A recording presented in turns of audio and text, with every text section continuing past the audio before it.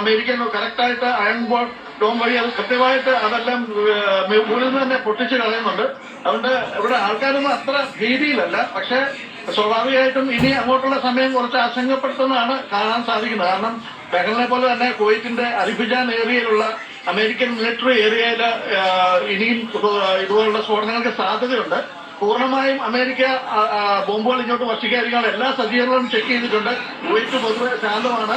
പക്ഷേ ഇപ്പോൾ കണ്ട 2-3 സ്ഫോടനങ്ങൾ ആൾക്കാരെ കുറെയൊക്കെ ആശങ്കപ്പെടുത്തിയിട്ടുണ്ട്. പൊതുവെ തന്നെ എല്ലാവരും വീടുകളിൽ നിന്നും അതുപോലെ തന്നെ ഓഫീസിൽ നിന്നൊക്കെ പുറത്തിറങ്ങി നിൽക്കുന്നതാണ് കാണാൻ സാധിക്കുന്നത്. ശ്രീ നിക്സൺ, നിങ്ങൾക്ക് സർക്കാരിന്റെ എന്തെങ്കിലും മുന്നറിയിപ്പുകളൊക്കെ ലഭിച്ചിട്ടുണ്ടോ, നിർദ്ദേശങ്ങൾ ലഭിച്ചിട്ടുണ്ടോ? നേരത്തെ തന്നെ ഇതുപോലെ എമർജൻസി വന്നാൽ സൈറൻ മുഴങ്ങുമെന്ന് ആൾക്കാർ ജാഗരൂകരായിരിക്കണമെന്നുള്ള നിർദ്ദേശം ഉണ്ടായിരുന്നു. പക്ഷെ മറ്റു രീതിയിലുള്ള പ്രിക്കോഷൻസ് എടുക്കാനോ അല്ലെങ്കിൽ ഒരു നിർദ്ദേശങ്ങളും ഇതുവരെ വന്നിട്ടില്ല.